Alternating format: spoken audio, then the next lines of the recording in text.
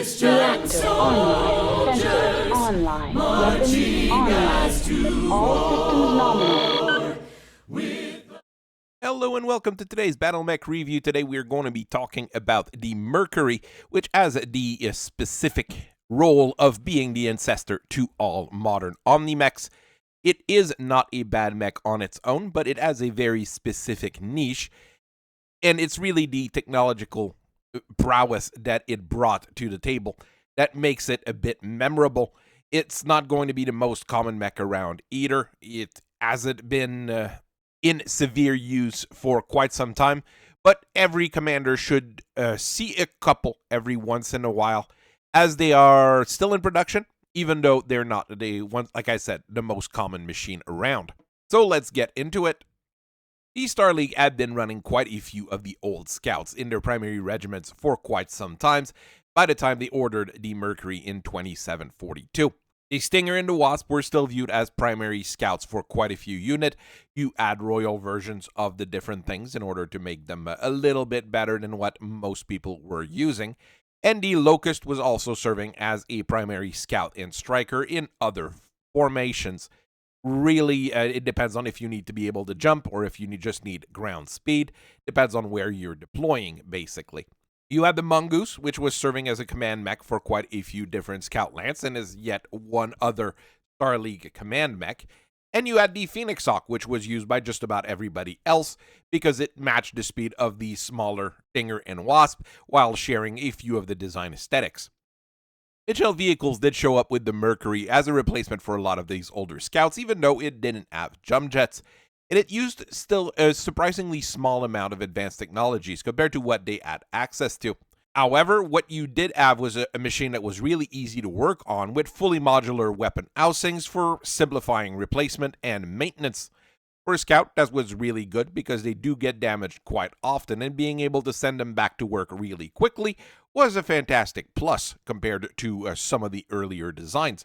The Star League quite appreciated that and ordered a decent chunk of them.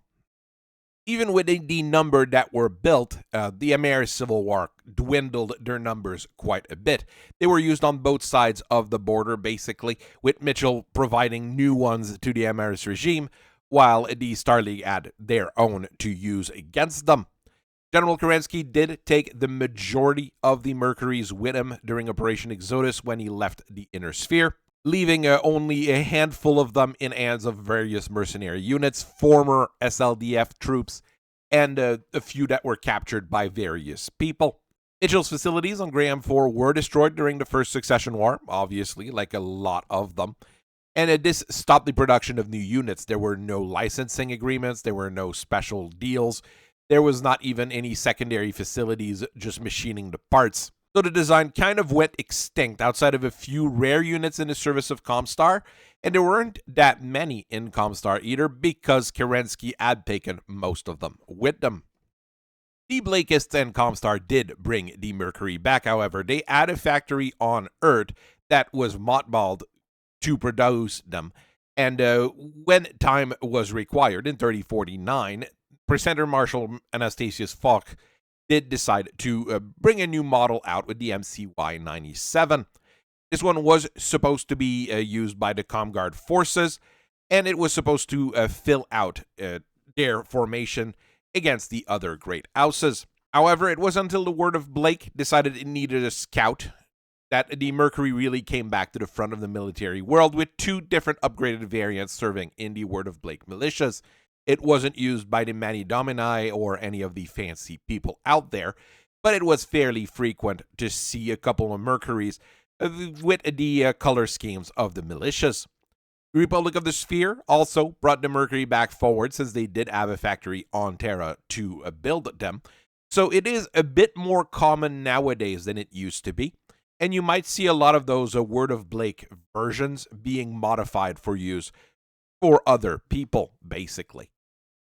At 20 ton, the MCY-99 Mercury is really at the bottom edge of the mech weight curve.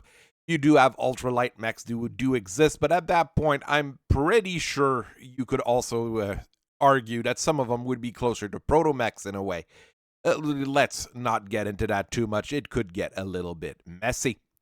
It is quite fast, using an LTV 160, giving you speeds of about 130 kilometers per hour. It is a very decent engine, and it is used in the Locust, meaning that you are going to be able to replace it and repair the Mercury fairly easily. The one bit that is harder to replace or repair is the MASC, which is tied to the musculature, which would allow you to get speed of about 173 kilometers per hour in short bursts. The machine uses a standard chassis, so it's a little bit easier to repair, or at least source the parts for, or machine the parts for. And it's protected by 3 tons of ferrofibrous plate, meaning that it's better protected than your Stinger and your Wasp, but it's not as well protected as a Locust. It's really in that middle point here, and it's going to have to use that increased mobility in order to defend itself. For weapons, it's decently armed for a 20-ton mech with a pair of medium lasers and a modular assembly of small lasers in the head and center torso. Like I said, it gives you a very nice amount of punch on a mech that size, making it a decent striker like the Locust, but with a little bit less armor, so it's a little bit more fragile. You are going to be able to brawl with it as well, since it does have arms, and it's going to be able to prop itself back up, unlike the Locust, which when it falls, some pilots have a really hard time getting back up. There were a few Mercuries that were floating around the inner sphere during the Succession War era, most of them kept together by thought sprayer and duct tape. The MCY-98 standard, I'll have to use a massive air quotes here, was never really common enough to be called a production spec, and it had all the fancy equipment removed from it. The ferrofibrous armor is replaced with 4 tons of standard plates because, well, you do take out the MASC, so you're able to stick more plates on. You are better protected than a original Mercury, and you're still more powerful than most Locusts, and you're able to prop yourself back up once again since you have arms. So I do think it's a better scout in the same kind of range as the Locust, but being stupidly rare and having most people have no idea how you can actually make it work, it means that it wasn't popular enough to restart the production of it, let's say. With Anastasius Focht wanting to rearm and re-equip Comstar in order to be able to face the Great Houses if they decided to get too uppity, he decided to produce the MCY-97 starting in 3049. Little did he know that most of them would actually be facing the Starleague Defense Force in the end. Well, the descendants of the Starleague Defense Force. The big changes is that one of the medium laser and one of the small laser is taken out, and you replace those with a Beagle active probe in order to be able to detect hidden targets. It's very decent as a scout, and it's going to do things well enough that you're going to be able to fight with it. But really, the lack of firepower that you add on it really caused the program to be abandoned, especially when faced with things like a fire moth or an Arctic cheetah, which was quite more threatening as a scout than that little Mercury was going to be. The Word of Blake did need quite a few weapons for that little geode they were wanting to start there. So when they looked at the Mercury, they saw something that they could actually use. The MCY-102 rebuilds the chassis using endosteel to save on weight, but like the MCY-97, it takes out a medium laser and a small laser. All of that is to make sure that you're able to stick in a C3I computer on it, which is pretty useful, because you're going to be able to share telemetry with other machines connected to it, and the Mercury is going to be able to be fast enough to get close to something, so your bigger mechs that are in the back uses its targeting data in order to fire. The remaining lasers on the MCY-102 are extended range versions, so you do get a little bit more range on this one, but you do lack the firepower of a, well, clan scout mech. The Mercury remained quite popular with the Word of Blake forces, and there was a further upgrade which was introduced in 3069. This one saves even more weight by sticking an XL engine on there, and the MASC still gives it that burst of speed. Some of the weight saved goes to upgrading the armor, so you get 4 full tons of ferrofibrous plates. Each arm now has an ER medium laser and the UKBN mounted ER small laser. For electronics, you do get a tag in order to guide some artillery and guided LRM ammos, and you have that C3I unit on top of it. This one is probably the most aggressive of the Mercuries out there, and it works rather well, at least in my opinion. Scoble Mechworks were the ones manufacturing the Mercury for the Word of Blake, and they had great factories, the best factories, really ready to go on Terra. The Republic of the Sphere didn't need new scouts in 3092, and they asked Scoble to restart production on new Mercuries at that time. The new beast uses a much larger 220 XL engine, giving it a top speed of 194 kilometers per hour without requiring a MASC or a supercharger. It's also protected by 4 tons of ferrofibrous plate, so it's still fairly well protected. It's the first Mercury to use double heat sinks, and it helps you cover the heat curve of a pair of ER medium lasers and ER small lasers that are even to clan standards every once in a while when Scoble has the money to put them on. The Mercury was the inspiration for a lot of the different clans in order to evolve some of their military hardware. Clan Wolverine did introduce the Wolverine 2 in 2823, which evolved the frame concept, making it a little bit bigger, and Clan Coyote used that particular frame in order to release their own Coyote a little bit later. It's not to say that the other clans were also not working on the concept of modular weapons at the same time.